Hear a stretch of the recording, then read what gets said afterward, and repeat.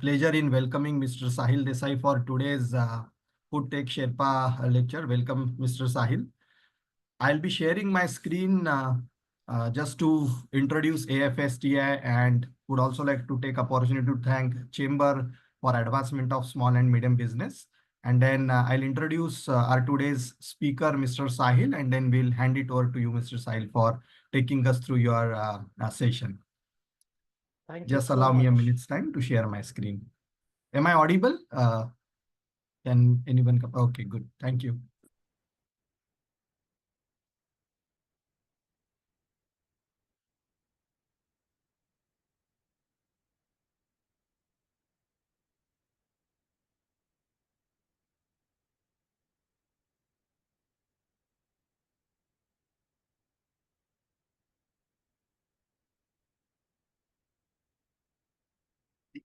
Yeah. So let me introduce AFSTI and what we do here. So AFSTI is nothing but Association of Food Scientists Technologies of India. And we have got, sorry, excuse me for my bad throat. And we have got 40 chapters across India. And Mysore is the headquarter of AFSTI, and Mumbai being the second oldest chapter amongst various chapters which are spread across India of AFSTI. Now at AFSTI, what we do, AFSTI is the association which works with the aim and objective of advancing knowledge in food science and technology. We are also involved in organizing a lot many symposia, conferences, which are in the same space of advancing research and development in food science and technology. And AFS is also helping in couple of policy shaping reform activities on the regulation part. Now, the various stakeholders that we work with are regulators, academia, students, and industry professionals. And that's the reason we encourage all our participants and students mainly to come forward and become part of AFSTI. It provides a lot of benefits to students starting from networking, and these are a couple of them, but not limited to the ones which are mentioned. Professional development, getting learning and mentorship, academic guidance. These are a couple of benefits that AFSTI offers. There are many events that AFSTI organizes. IFCON, IFFOST, these are the major ones. And we are going to observe one such mega event in the month of December, starting on 19th of December, will last till 21st of December. And couple of partner events and other events like Nutrition Week, World Food Day, Food Safety Day. These are a couple of other initiatives of AFSTI. I also like to thank Chamber for their partnership and association. Chamber for Advancement of Small and Medium Business mainly works on couple of initiatives. Some of them like Food Tech Pathshala, Purna Brahma magazine, which is a quarterly magazine. They also come forward in organizing study tours for professionals and students so that the advancement in various food science and technology can be upheld. And they also help various industries to help design their strategies to enable marketing of their products. So that's where role of chamber comes into picture. Now with this, I'll take this opportunity to introduce the AFSTI's upcoming event, which is IFFOST, which I just spoke about. The registration is already open, and I would encourage each one of you to go visit this website, register yourself, and we are really looking forward to see each one of you at this event on 19th of December till 21st of December. With this, I'll just stop sharing my screen. Want to take opportunity to introduce our today's speaker, Mr. Sahil Desai. Mr. Sahil Desai is Vice President, International Business Development and Marketing, Fermenta Biotech Limited. He has more than 20 years of experience and has got his exposure in various multinationals like Sanofi, Sterling Biotech Limited, Sandoz, Cipla, Novartis. These are a couple of the organizations with whom Mr. Sahil has worked. At Fermenta Biotech, Mr. Sahil, in his current role, he heads sales, marketing, business development, and strategic initiatives for human, animal, and nutrition portfolio for the America, Europe, Middle East, and Africa and Asia Pacific regions. He has got his progressive experience in formulating and executing impactful strategies for health and wellness of businesses. He has worked closely with executive leadership in various pharmaceutical, nutrition, and biotechnology companies to generate and leverage organic as well as inorganic growth opportunities. With strategic communication as his core skill, he has successfully built digital and physical platforms for facilitating customer experience enhancement through targeted message delivery. It gives us immense pleasure, Mr. Sahil, in welcoming you, and I would like to hand it over to you to take us forward with your session. Thank you. Thank you so much. Thank you so much for the kind introduction, Dr. Gaurav, and good morning, everyone. I know it's a Saturday morning and it's around 10:41 from where I'm here. So first of all, thank you everyone for your time, and thanks to AFSTI for their kind invitation for this. Surely it's been a great association with the senior management of AFSTI, but I think today, though I represent my organization, which is Fermenta Biotech Limited, the views which will be shared will be completely my own on this, and my current and my pre employers will not be having any link to this. Though I'll be talking a lot about vitamin D3, the sunshine vitamin. I'll just start sharing my screen with your permission, Dr. Gaurav. Yeah, absolutely. Absolutely, Mr. Sahil.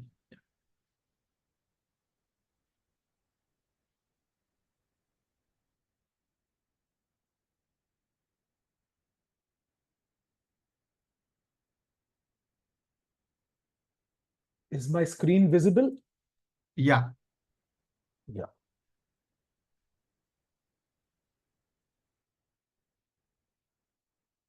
So with this, and in case if there is any lag or any kind of a or interruption, I'm minimizing my Zoom screen. So just if someone can let me know if there is any problem with by speaking in between, so that because I will not be able to see the images of the Zoom screen, I'll be looking at the presentation.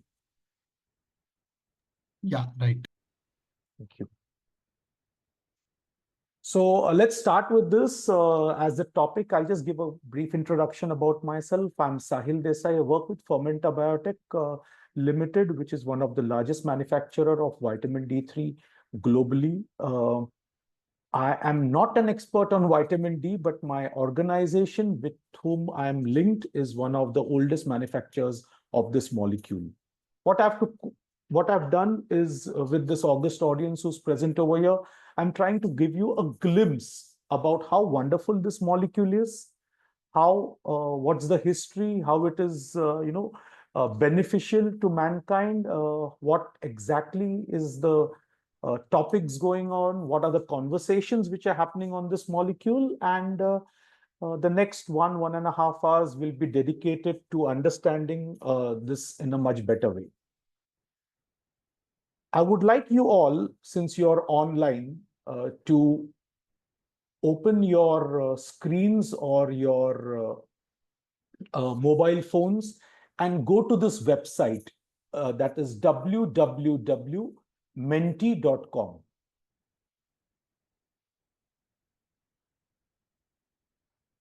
I'll take a couple of minutes for this, or a minute, so that you all can log in. Once you go to this website, you will enter into, those who have not used Menti,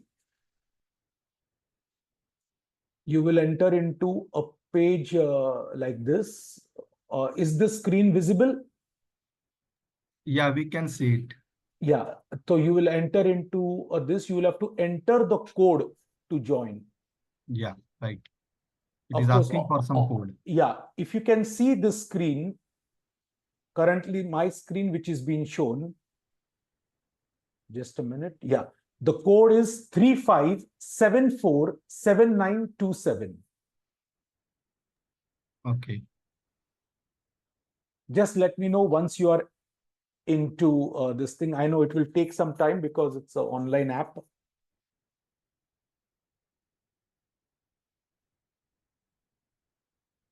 There is a question to it. What is the first thing that comes to your mind when you think of vitamin D? I would like each and every one of you who are online today and who have their access to their mobile phones or to their laptops or desktops to just put in what is the first thing that comes to your mind when, okay, sun, bone, milk. Wow. Cholecalciferol, very technical. That's what the food technologists would always use. Bone health, awesome. Calcium, great. We'll give it another 1 or 30 seconds and let's see what else people start typing.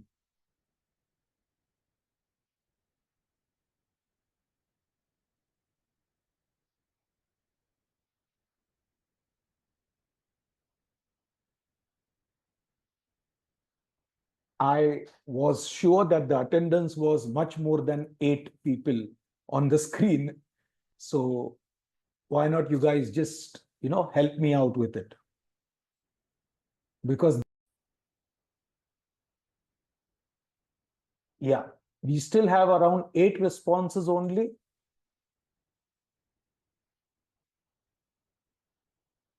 I know it's a Saturday morning and I'm disturbing you all, but that's to just keep you engaged on what exactly are we going to talk about today.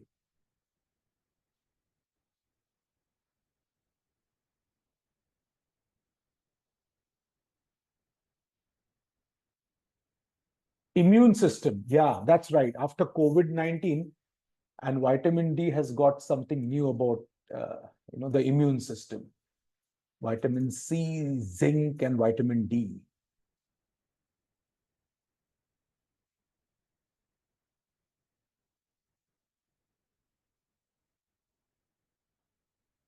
Let's give it another. Oh, someone else has come up with happiness. Wow.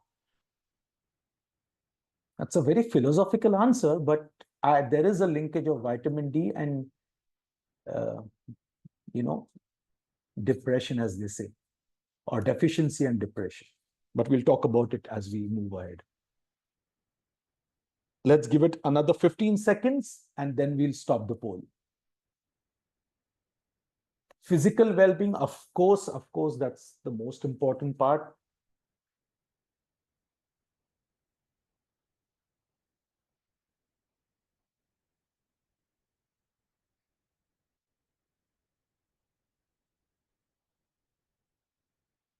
Someone has used again bones, bone health, right? That makes sense.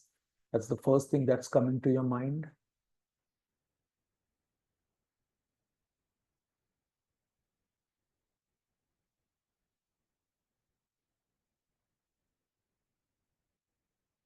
Thank you so much, everyone. Let's move on to the presentation. What I'm going to do is I'm going to take a screenshot of this.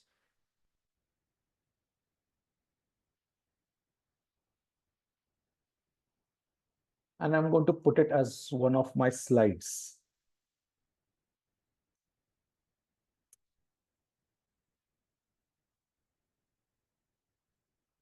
The first thing which I saw was sun.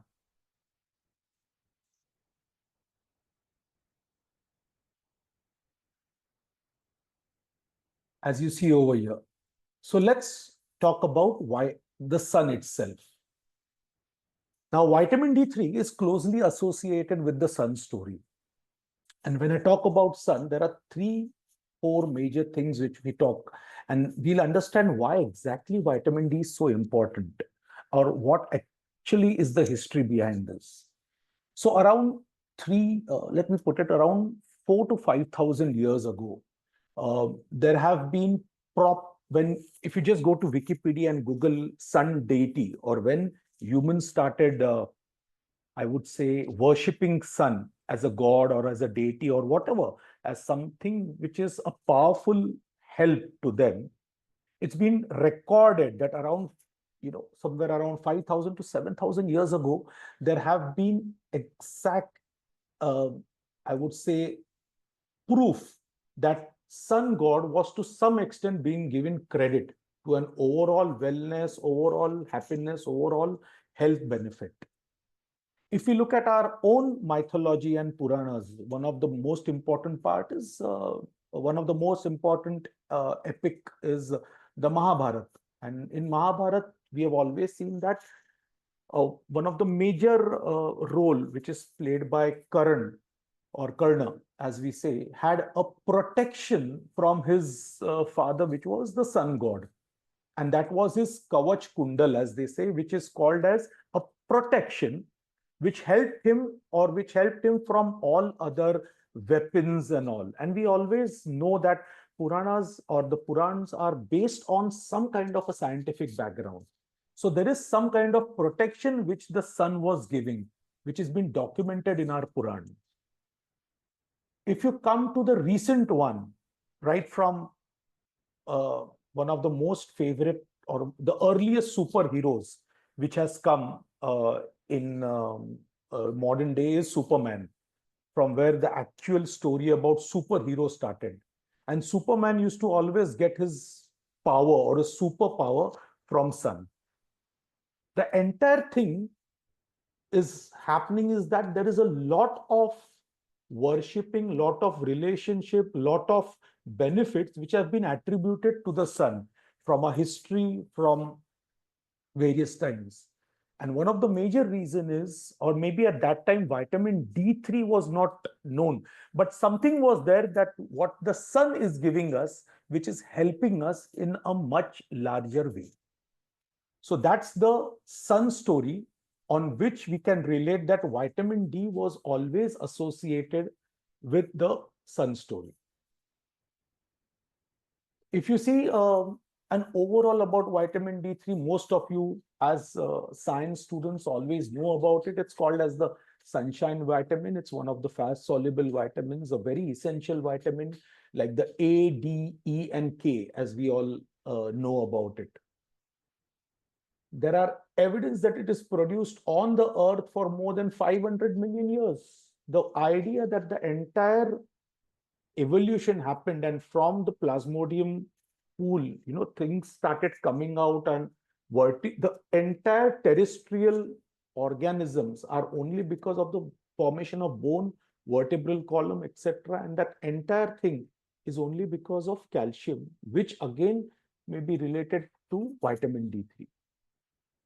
It helps body absorb calcium and phosphorus, which are critical for bone health, is one of the most known fact. In fact, the first response which came from our team was this bone health.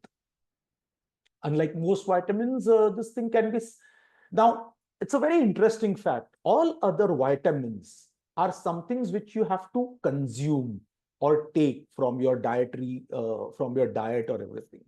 This is the only vitamin, or vitamin D is the only vitamin which can be synthesized by your body on its own by just exposure to the sunlight.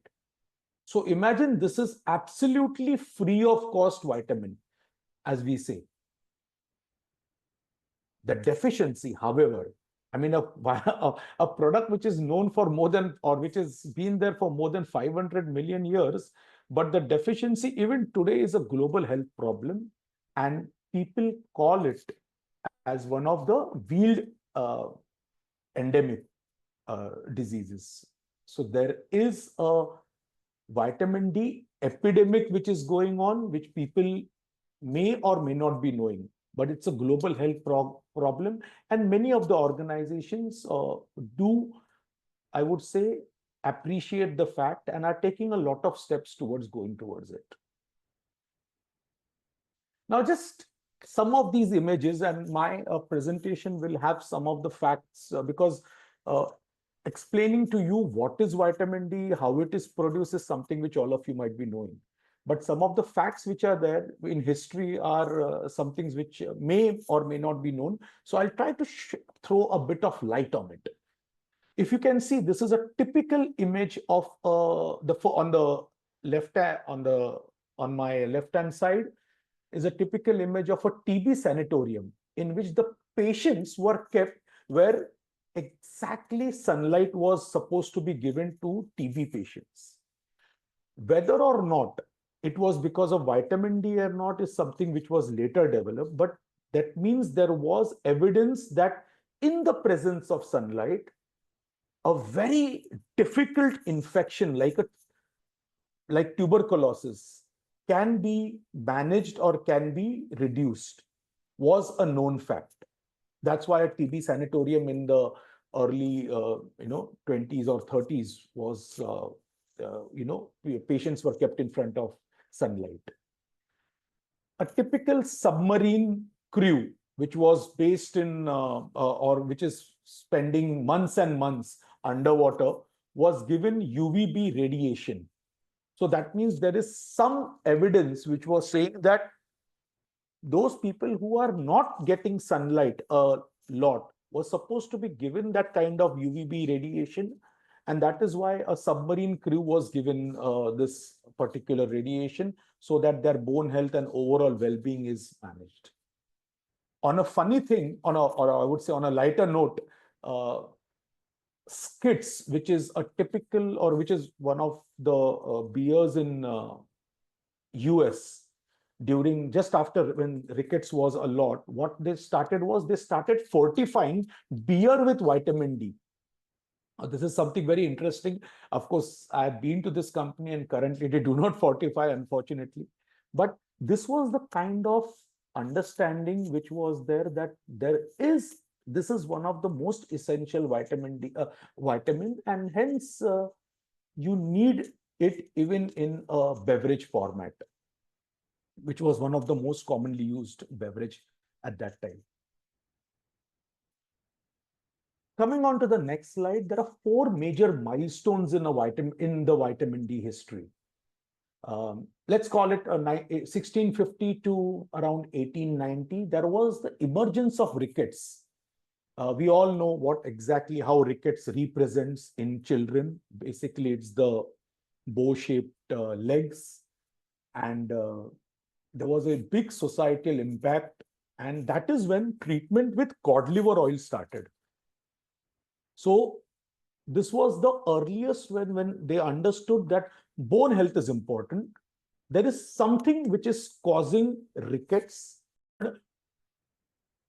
The word orthopedic, if you just crack the word ortho, which means straight, pedia, which is children. Orthopedic is a bone doctor, which all of you must be knowing. Now, when we say ortho is straight, pedia is is children. Orthodontist. Ortho is straight, dental is teeth. Now, if you look at it, why was this particular name given to a bone doctor? Because that bone doctor, because of rickets, his main responsibility was to strengthen or straight the bones of a child who was having rickets. So that's the importance of bone health, which is given in nomenclature also in the medical fraternity. In 1920s, there was discovery and the structural elucidation of vitamin D, which is similar to a steroid molecule, similar to cholesterol. It's understood that there is something which, similarity between cholesterol and the vitamin D3. In 1930s to 1975, there was unveiling of the vitamin D metabolites and their biological role. That body ke andar jaake, after it goes inside the body, what happens to this D3? Or when sunlight reaches our skin, what happens to our cholesterol, 7-dehydrocholesterol, and then it converts to various formats of vitamin D3 or various other biological actives we'll be seeing afterwards. Between this time, in 1928, Sir Adolf Windaus was given the Nobel Prize for his discovery of the structure of vitamin D3 and 7-dehydrocholesterol. That means that importance of this discovery is, it's about 1928, but even today, 90% of Indians and 1 billion population worldwide are suffering from this disease or are having a deficiency. I won't say disease, let's put it as having a deficiency of this particular vitamin.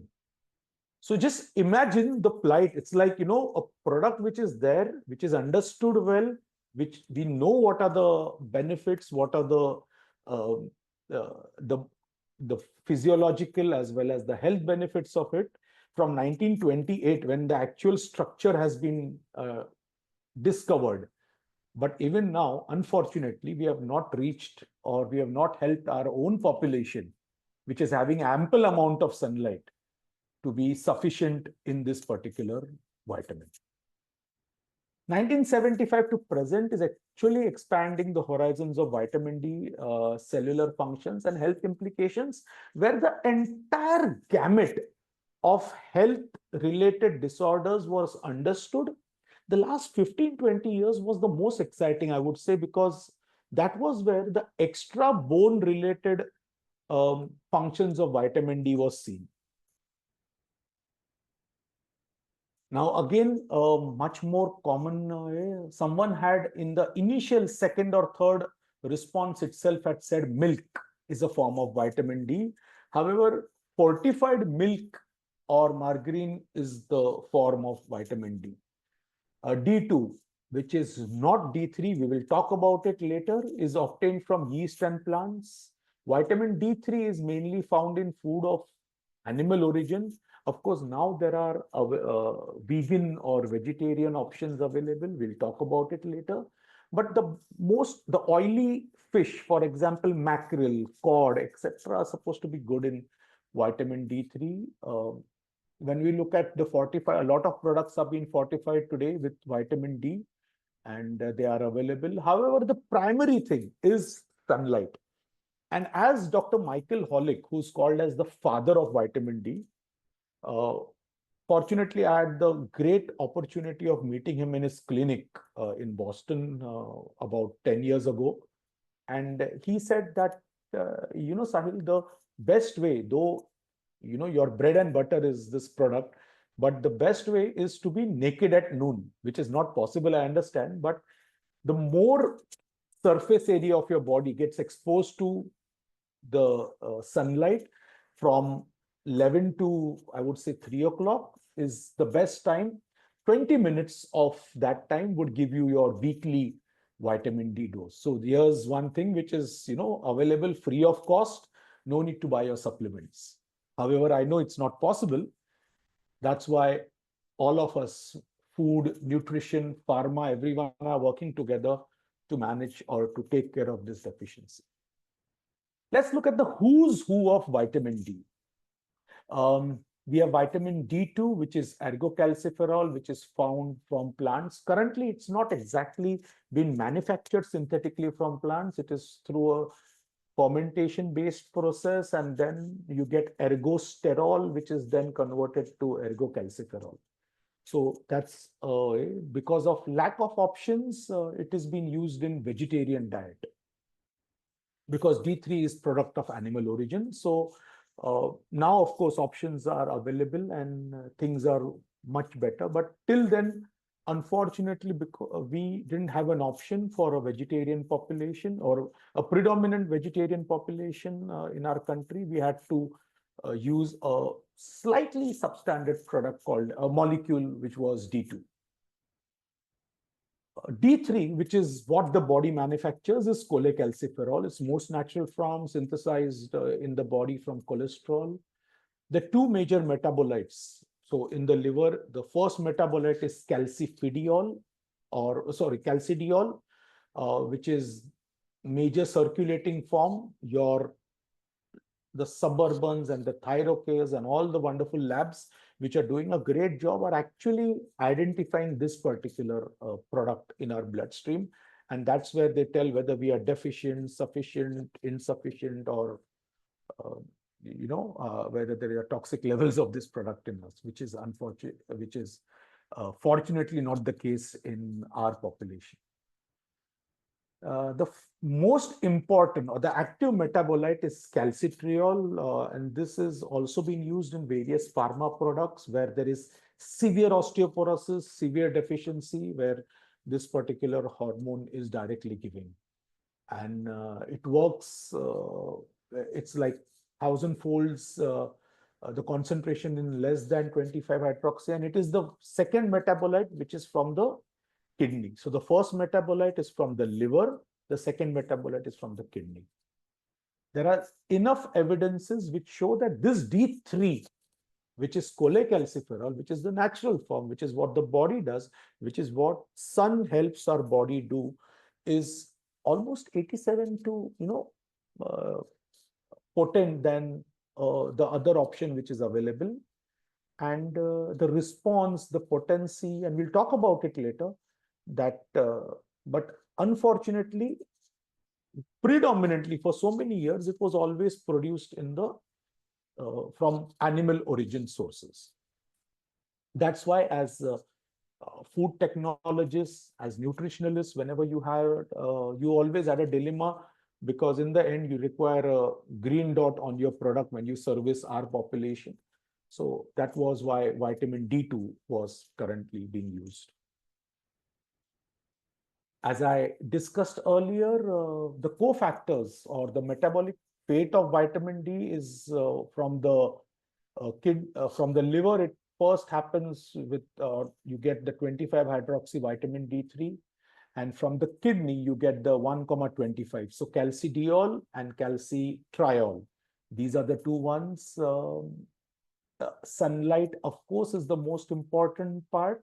So if you see, I mean, I don't know how many of, because India is unfortunately the diabetic capital of the world, and unfortunately, a lot of our patients are our family members. Someone in our family or we know is a person who's having, hyper or triglyceride levels are high, and those things, and he's been always prescribed a statin. So you have seen a lot of your family, friends, loved ones who have been prescribed statins. Along with that, they have been prescribed vitamin D3. The reason is because if your cholesterol is going down, your less amount of cholesterol is available for the sun to convert it into vitamin D, so you require supplementation. Of course, the product has its own benefits. It increases the absorption of calcium and phosphorus from the intestine. It increases bone mineralization. Immune cells triggers differentiation. A lot of studies have been done recently, and COVID-19 was a case in which vitamin D rose to a different level. In fact, officially at that time, the then president of US, Donald Trump, was prescribed vitamin D along, because they have to show what exactly the president. So I think that was one of the facts when everyone started popping the pill much faster, which of course is not right. As we say, self-medication is not a right thing. And finally, vitamin D in recent and even its other has got a lot of benefits which have been seen in tumor or onco things.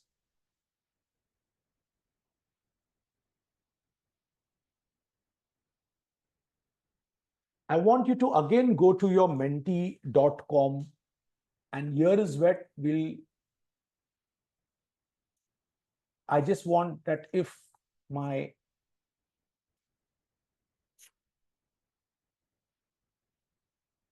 slide is available.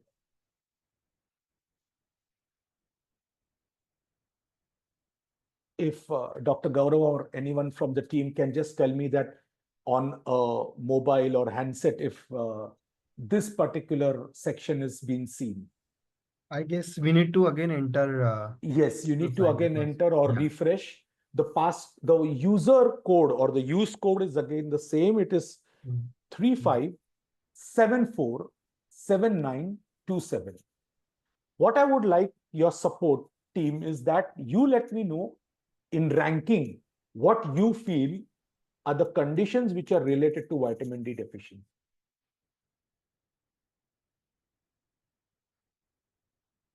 And this time we'll go for more than 12 responses.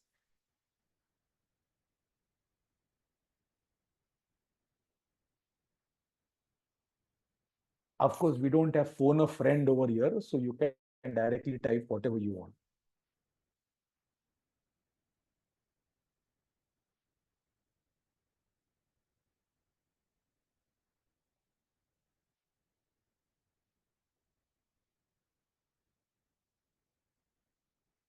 वाह,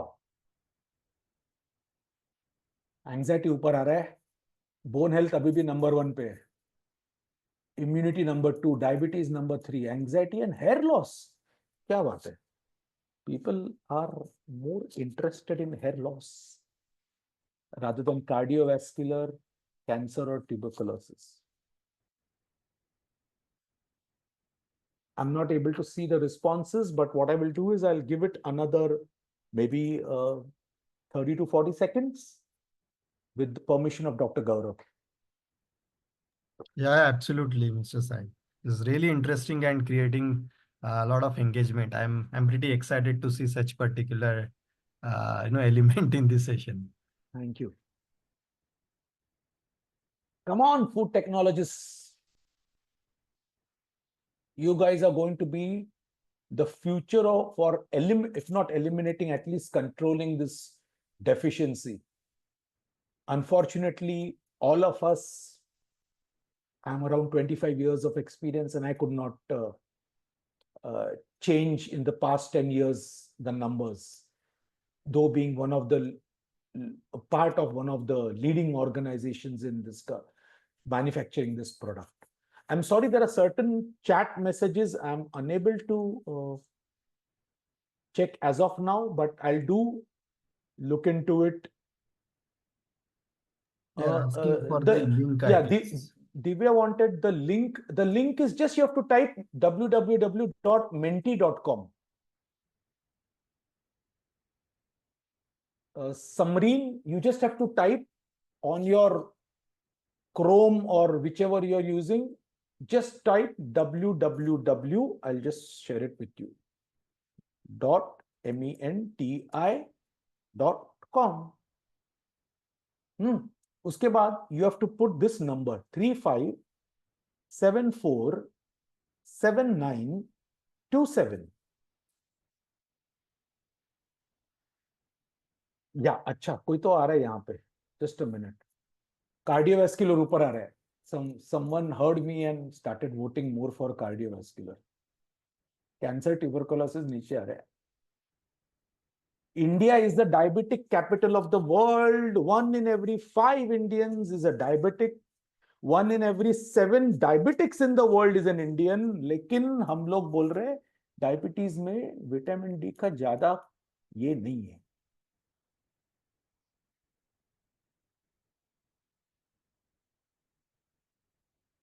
hair loss नीचे आ गया. Let's give it another 10 seconds and then we will stop the poll. Diabetes ऊपर. Anxiety and depression, perfect. ये जो people there is called as SAD as a syndrome, which is seasonal, season associated what depression, which is when these regions on top where there is less amount of sunlight, there is overall gloominess, sadness, or that particular thing. Those of you who might have ever gone to any casinos, you would see that in casinos there is always it's always indoor. You don't have outdoor casinos, like you don't have casinos in the open air. The thing is, because once sun is there, immediately your senses start, you become more alert. Oh, I'm spending so much money on gambling, I should stop. So that's also a reason why all casinos are always indoor ones. Diabetes is coming up, and there we stop our poll. So just give me a second. I'm going to print screen this.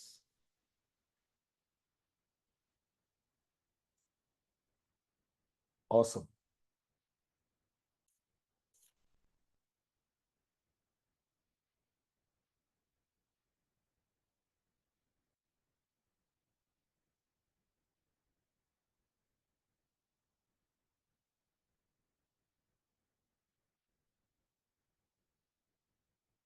Perfect. Control S. So let's have a look at this. We, as a team, are definitely unanimously saying that bone health is the first one, immunity comes second, diabetes third, anxiety and depression fourth, cardiovascular fifth, hair loss after that. Then we have oncology or cancer, and finally tuberculosis. There is no right and wrong answers, I will say, in this, because there are some or the other evidence in all these things other than hair loss. But diabetes per se, most of you, whenever, I mean, from, if there are nutritionalists in the team also who are practicing, nutritionalists and dietitians who are also part of this group, if they are there and you're associated with a diabetologist or you're associated with a cardiologist, you will see that today every diabetologist wants a nutritionalist to promote food.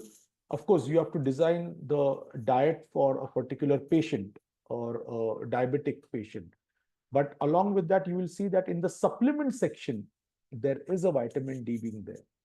So today there is a major thing of vitamin D in diabetes, anxiety and depression. Yes, a lot of uh, neurologists and psychiatrists and are prescribing vitamin D along with their anti-depression thing, or at least people say जरा बाहर जाके आओ, बाहर खेल के आओ, बाहर घूम के आओ. That's what is happening today. A lot of earlier, I mean, I remember when I was a kid, my parents used to say that, in Marathi they used to say जरा घरी आतमध्ये ये, बाहर बहुत खेल रहे हो, अंदर आ जाओ, come inside and start studying. Today, the parents are telling their kids, go out, play in the sun.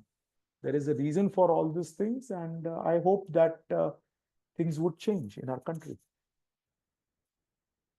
So if you see the disorders related to vitamin D, the most important disorder which has been there for quite a long time now, of course, there is no longer, it's been rickets. And when US in 1930s started fortifying milk with vitamin D, that was when there was a sudden decrease in rickets which was seen. The same thing when it comes to elderly patients, it's osteoporosis. Two major manifestations which are seen is post-menopausal osteoporosis in females in the menopausal part, and senile osteoporosis, which is in the older patient. And we had a typical image of a nani or a dadi or a par-nani or a par-dadi, having a slightly bowed age. That was because what was happening was, overall, the concept of giving vitamin D3 or having vitamin D3 enriched food was not earlier there. Also because a lot of us are vegetarian, or I would say selective non-vegetarian. That means people who are non-vegetarian or vegetarians on Mondays and Tuesdays and etc. Supplementation was not understood, and fortification was not done to that extent. That was one of the reasons why, as a nation, we have also a lot of osteoporotic patients. Now, the tip of the iceberg is always been bone fracture. But as you see, there is immunity, there is diabetes, there is cardiovascular, there is obesity, there is PCOS, thyroid related diseases, chronic pain and muscle pain, fibromyalgia, psoriasis. Even psoriasis, if you see nowadays, dermatologists are writing vitamin D derivatives for in ointments. Multiple sclerosis has been studied extensively, or vitamin D3 has been studied extensively in multiple sclerosis. Oncology is one of the favorite topics for vitamin D researchers. Fortunately, we could, or me and my colleagues, team members, have attended vitamin D workshops which are global. And we see that the study does not only, in oncology, there is every time a new insight is coming with vitamin D and its variants. Anxiety, depression, dementia, dental caries, and last but not the least, tuberculosis. When India had extremely drug-resistant tuberculosis, which entered India from Africa, and right from your rifampicin, isoniazid, ethambutol, pyrazinamide, there was resistance to 3 or more drugs of this, which is the primary arsenal which the doctor had to treat this thing. Then they went on to kanamycin, cycloserins, and all those advanced molecules, and that also was resistant. At that time, vitamin D3 did give some amount of relief. Of course, it's not like it replaces your antibiotics, but definitely it increases the immunity, especially in tuberculosis, in pneumonia. Vitamin D plays a very important role. So, in short, everybody and every body requires D or needs D.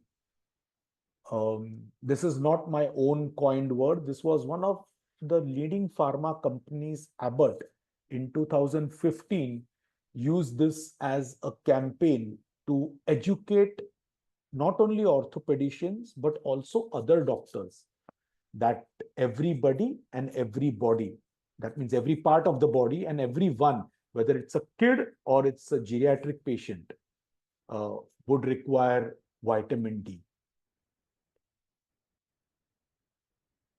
So as shown in this slide, it's a wheeled pandemic. Wheeled as in wo gungat abhi ud gaya hai. So we do call it a wheeled pandemic, but it is understood by everyone. So there are studies which show that in infants, 66.7% are infants in India are deficient. There are various studies which show that 50 to 90% of children in India are deficient, or around 53 to 82% of postmenopausal women are deficient. In adults, in adolescents, across the age group, you're seeing a huge deficiency, which adds up to around 1 billion people worldwide, and 80 to 90% of our own friends. Today, if I don't know how many of you regularly do a checkup, but if you next time, whenever you are planning for your health checkup, do just add your vitamin D test to it, and you will understand where exactly you are. There was a study done by one of the leading pharma companies and with doctors, and this was orthopedic doctors. I will not be able to name the company for confidentiality reason, but the study was staggering that 90% of osteo or ortho and general practitioners who were prescribing or having orthopedic practice were having vitamin D deficiency. So that's the kind of deficiency which we have in this in our own country. Causes of vitamin D deficiency is, and this country is again the country which is responsible for Surya Namaskar. The idea of doing Surya Namaskar is to spend that much amount of time under the sun.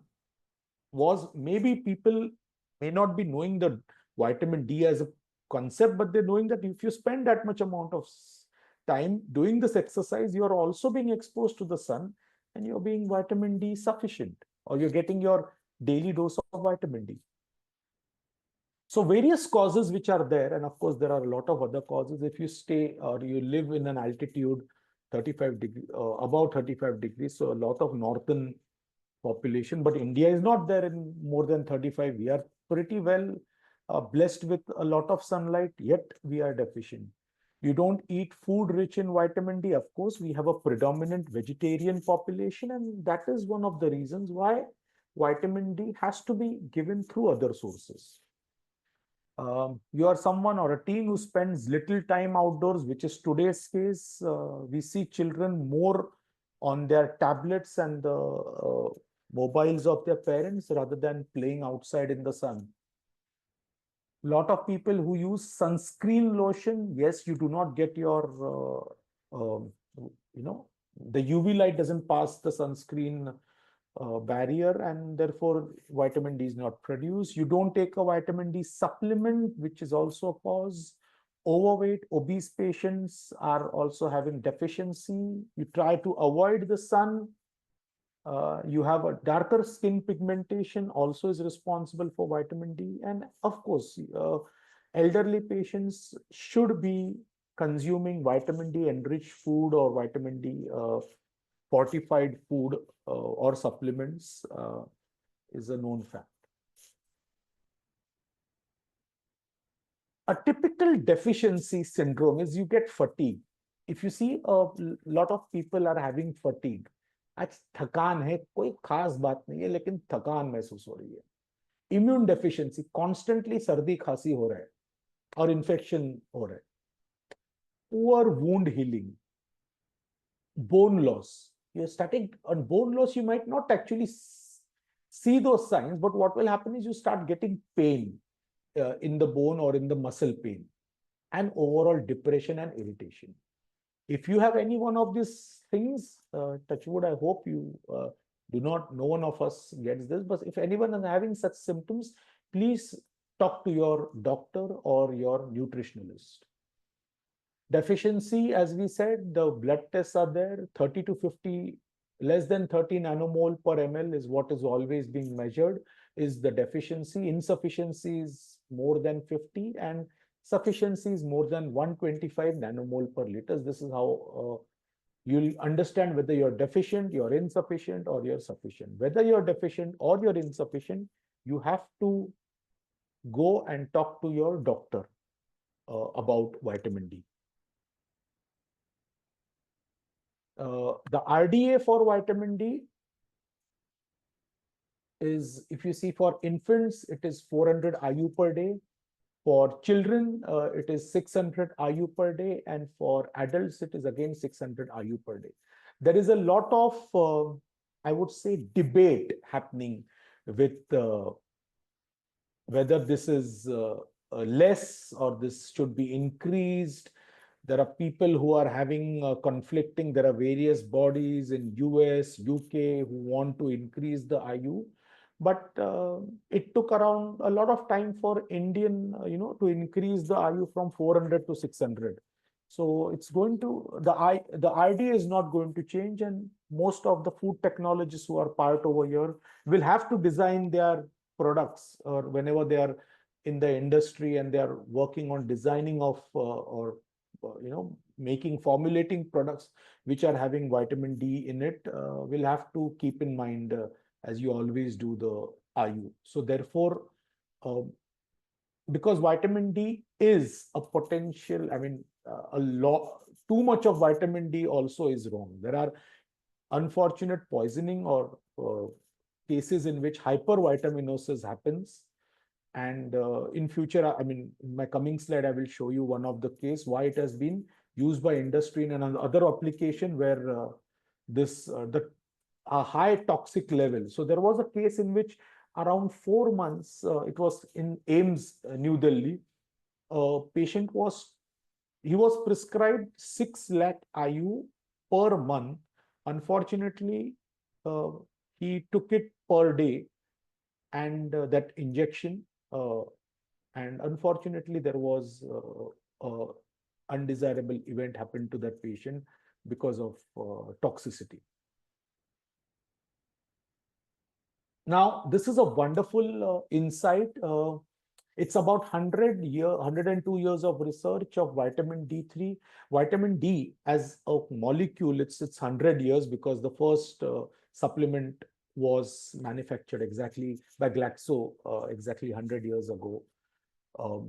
Today, if you see, the rank is vitamin, in all vitamins, the number of studies which are there, the largest number of articles, if you see, it's around for vitamin B. But we all know vitamin B is a complex, B1, B12, B6. So hence, if you just look at a single largest studied molecule, vitamin D, after 102 years, the number of articles is staggering 107,000 number of articles. And number of articles in the last 5 years is 24,000, compared to even vitamin B or B complex, as we say, it's around 17,000. First of all, articles or the scientific community, when it writes an article on vitamin D or clinical trials on vitamin D on a particular thing, that means there is some amount of interest. So this number of articles shows the interest of this particular molecule in the scientific community. The applications of vitamin D are, of course, dietary and nutritional supplements. It's in food, it's in pharmaceutics, it's in feed, animal, most of the vitamins, 70% of vitamins are being used in animal feed, or every vitamin, 70% of its usage in terms of volume is always in animal feed, in veterinary sciences. And as I said, vitamin D is a potential poison. So it's used in certain countries, in the US, in Europe, in Australia, New Zealand, it's used as a rodenticide in a high concentration. Why? Because it is a safe poison. Now this is something like, jokingly someone says it's safe poison is like happily married. ऐसा होता ही नहीं है. So on a lighter note, but when they say safe poison, it's because it is poison for the rat, but not for the cat, as someone told me, because it's a poison for the rodent, but it is not for the pet or a toddler moving around the house. So that's how, and with the new environmental protection acts coming across various countries, more and more, it's of course going to be an expensive one compared to the currently used anticoagulants, which are rat poisons, but that is one of the application which is also coming ahead. Spectrum of dosage forms, it's gummies, oral sprays are available, tablets, powders, creams, drops, chewable tablets, emulsions are being used, ointments are there, soft gel, injectables are there, and granules, or just you can sprinkle it on your juices and all. You will be more experienced in this compared to me, but all kind of food stuff can be fortified with vitamin D3, and that has been clearly seen. It's either D3, but in India it's more of D2 which is being used, whether it's bakery products, whether it's juices, whether it's D protein is not because it is vitamin D. We are just showing an image. It's actually for diabetes. And a lot of other products are being seen over here, which can be easily fortified. Now let's come to how this product is commercially manufactured in a plant. So we have these wonderful merino sheep in Australia, New Zealand, which is a TAC, BAC, risk-free country. There is a process of wool scouring. So wool is taken out every time. As you know, once in a year, a sheep has to be scoured. And they say that in the next 1 day, the layer of wool immediately comes. So there is no cruelty being done to the sheep, one. Secondly, it's actually important that scouring has to happen for the well-being of a sheep. So this thing is come out, and then it's like if you don't take bath for a lot of time, your hair becomes sticky. Similarly, this wool is sticky. You wash the wool is converted. So this is, I've got something for you. I don't know whether this image is being seen. Let me just.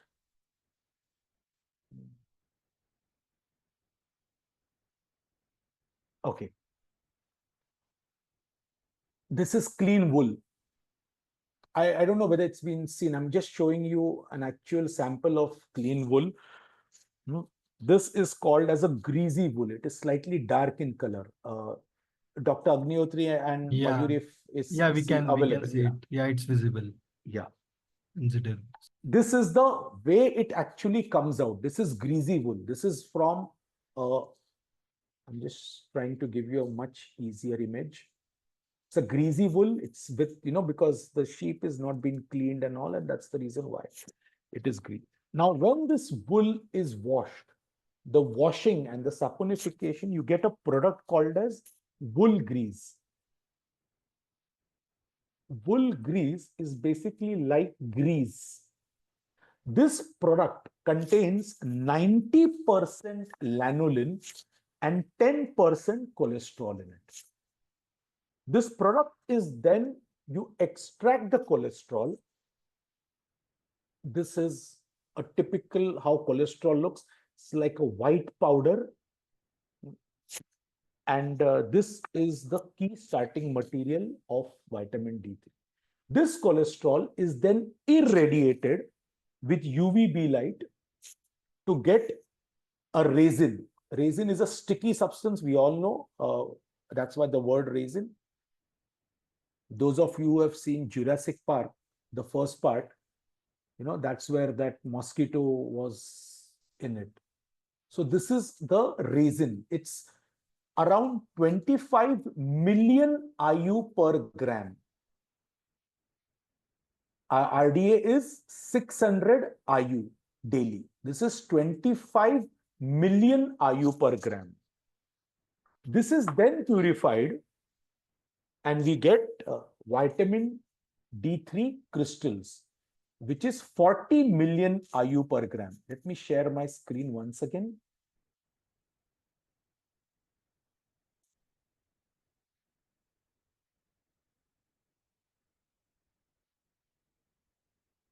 Is this visible? Yeah. Yeah. I tried to give you a glimpse of how exactly the product looks. So this is much more purified image. I could not get a darker one, but this 25 million IU is used in animal food.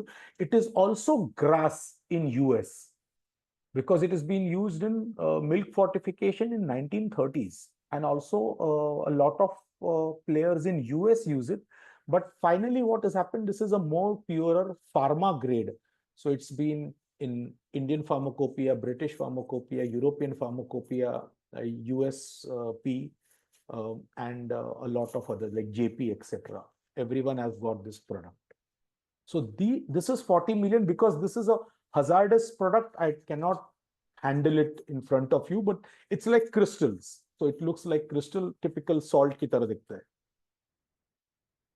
Now, as food technologists, what would you be having? So you will be having something which is called as beadlets, which are spherical in nature, very robust. However, because of the technology, it becomes very expensive to use in food industry.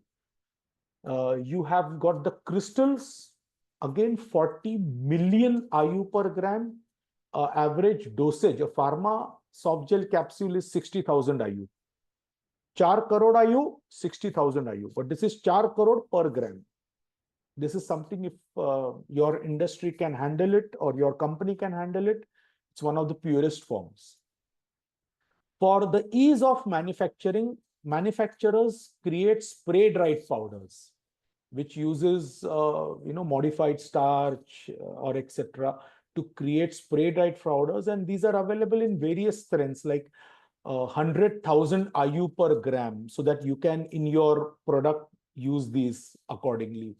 As food technologists, sometimes you have to design something, some product in which you require other vitamins along with that. So there are organizations which offer customized premixing options, in which what you do is you incorporate D3 along with a lot of minerals and other vitamins, and you create a vitamin mineral premix for specified for your product, for a bakery product, for a beverage. Also, vitamin D being a fat soluble vitamin, it's used in oil fortification where AD2 is currently used, but D3 also can be used as it's used globally. And typical, this is how the oil, I mean, I can't open it because it's, again, it's a high-end product and you don't have to, I can't open it in an office environment.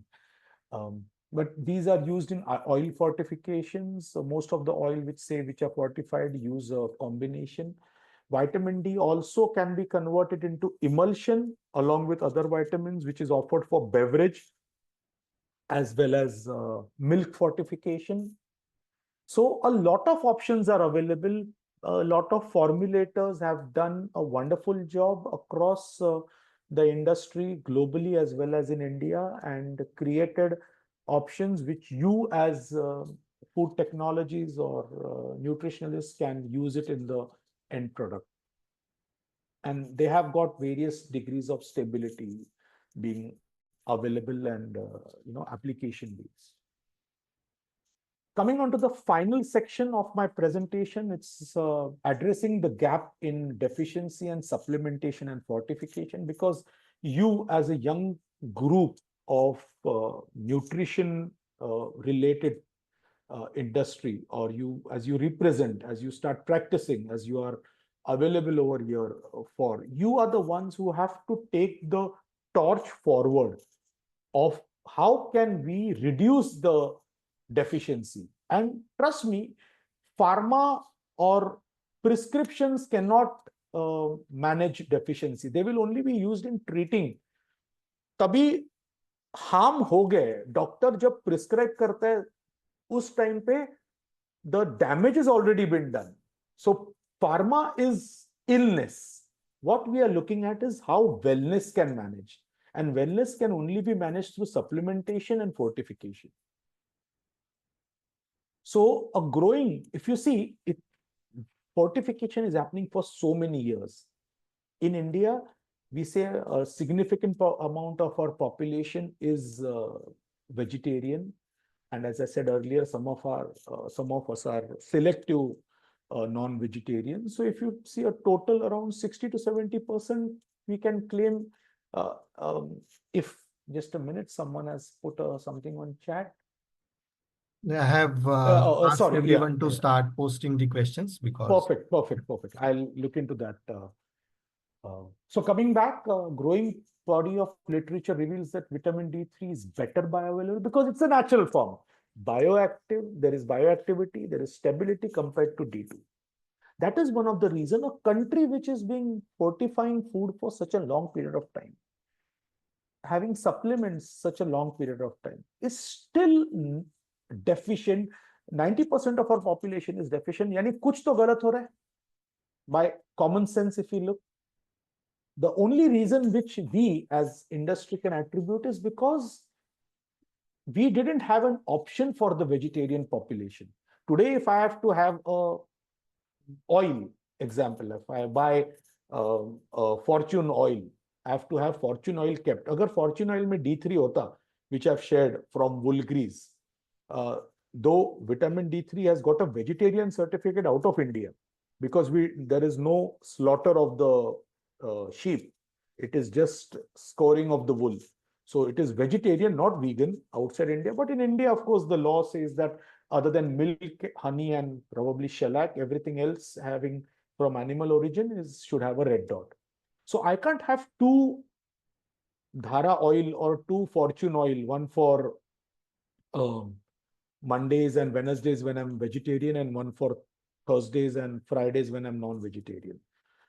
That is the kind of thing. That is why we are using a product manufactured by our neighboring country, China, and which is D2. And this molecule per se is, other than the vegetarian benefit, there is no other benefit which it gives. The only true benefit is under sunlight, what your body manufactures is D3. The next slide. I'm sorry for the lag over here. Just a minute. So there are enough clinical studies which prove that D3 is more effective than vitamin D2 in raising the vitamin D levels in human. We are saying a potency of 3 to 10 times fold more, 10 times more than D2. D3 is more potent. Its metabolites have a higher affinity for D. D3 in natural form of vitamin D and the form synthesized in human skin exposure to sunlight. D2 is not a natural. So it's effective, efficient, and natural. Why am I harping on this? As an organization, we also have D2 based products. But overall, we also understand that the country like India needs the right D or the appropriate D. If you look at case of Finland, in which fortification of margarine and food was done, they actually reduced the vitamin D deficiency over a period of 5 to 6 years in a much significant manner. I know you can't compare India and Finland for the population per se, but over what I can say is over there, the fortification of food was done with D3.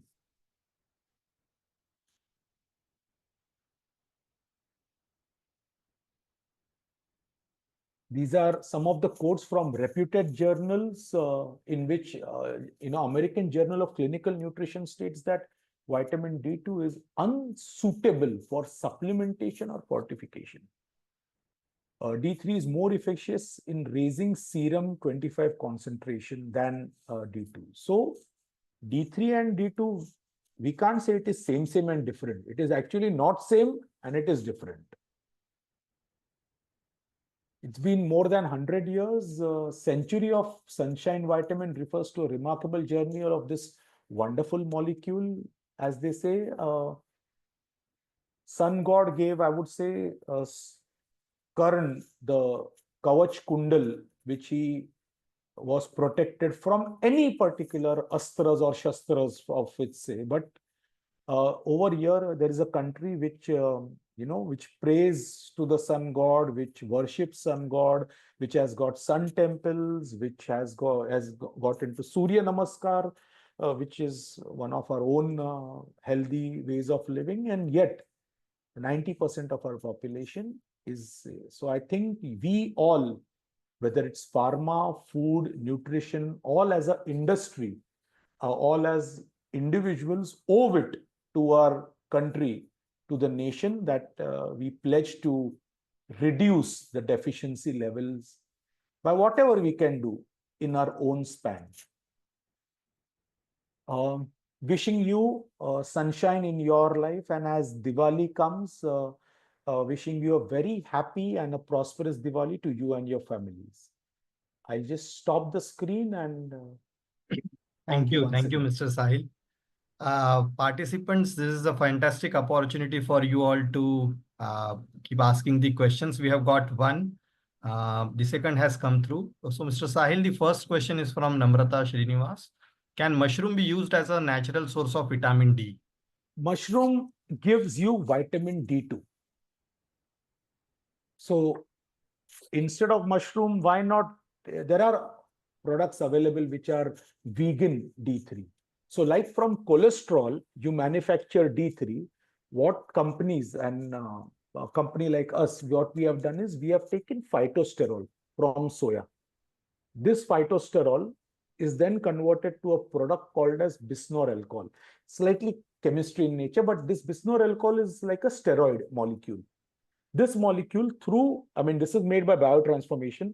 This molecule is converted to vegan 7-dehydrocholesterol because it is from plant base. And this particular product is irradiated, because then it's the same thing. The structure which I said, it is then irradiated with UV light and you get vitamin D3 vegan or vegetarian. The reason for mushroom is because mushrooms have ergosterol in it, which is, with sunlight, it gives vitamin D2. So yes, it is for vitamin D, but it is D2. And I said it is not same, but different. Thanks for that clarification. Yeah, there is second question as well.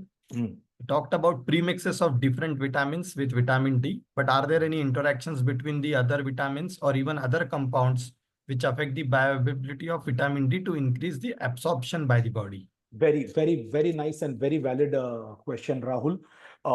One of the reasons is vitamin D is highly hygroscopic. It's sensitive to sunlight and oxidation.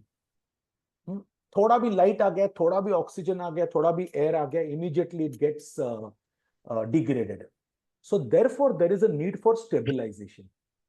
So what companies, organizations like us and various other companies do is they micro-encapsulate vitamin D. There are various ways of micro-encapsulating vitamin D, creating a protective barrier.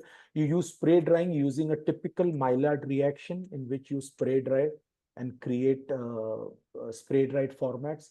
You also create beadlets, various things. What this does is it protects the D from the micronutrient environment. High amount of choline, high amount of oxides, are barriers or it breaks vitamin D. So when premixing is done, it's not only a blending, but it is also an art in which various vitamins are used in various forms so that they are protected. And vitamin D needs to be protected. There are stabilization done with it. Thank you. There is third question as well. Indian people, how much time needs to be spent, and which is the best time to do this, morning or Yeah. mid morning? So, as I said, what I have been told is naked at noon. So maximum amount of your body in noon you will have to. But क्या होता है जहाँ पे area धूप रहेगी सिमरन जी जहाँ पे ज्यादा धूप रहेगी वहां पे थोड़ा स्किन बर्न वगैरह का भी इशू हो सकता है तो वो बैलेंस होना चाहिए और but why don't you prepare a wonderful vitamin D product like a protein supplement or some sort through your technology, being part of AFSTI, ताकि धूप में नहीं गए तो भी खाना खा के हम लोग अपना विटामिन डी मिलेगा. But it's around 20 minutes. Answering your question, scientific evidence states that 20 to 30 minutes in the noon. Normally, they say from 11 to 3 o'clock is will help you give your daily dose of or your weekly dose of vitamin D. और दूसरी चीज खिड़की से धूप आती है तो उससे विटामिन डी नहीं बनता है सिमरन जी तो आप अगर आपके घर पे बहुत धूप आ रही है खिड़की say that doesn't mean because the और कार के अंदर भी धूप आ रही है तो भी नहीं मिलेगा you will have to in directly in contact with the sun.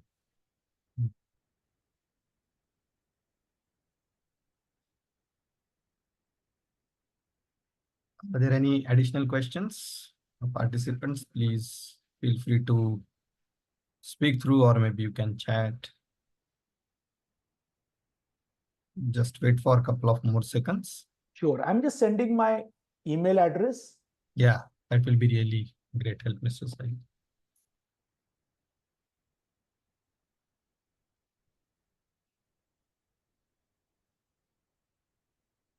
And you can always connect with me. Okay, perfect.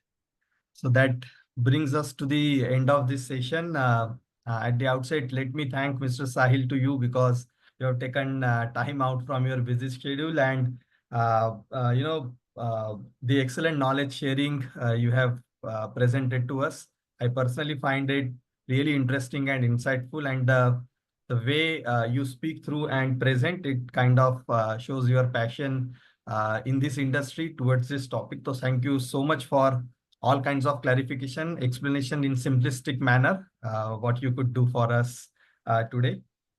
Thank you to our students for taking out time, and also last but not the least, AFSTI and Chamber for supporting and organizing such food tech Sherpa series. So thank you so much, everyone. Have a great time ahead. Wishing everyone a very happy festive season. Thank you so much. See you soon in next session. Till then, thanks and goodbye. Thank you, you Mr. so Sahil. much. Thank you, AFSTI and the entire team over here. Thank you. Thanks.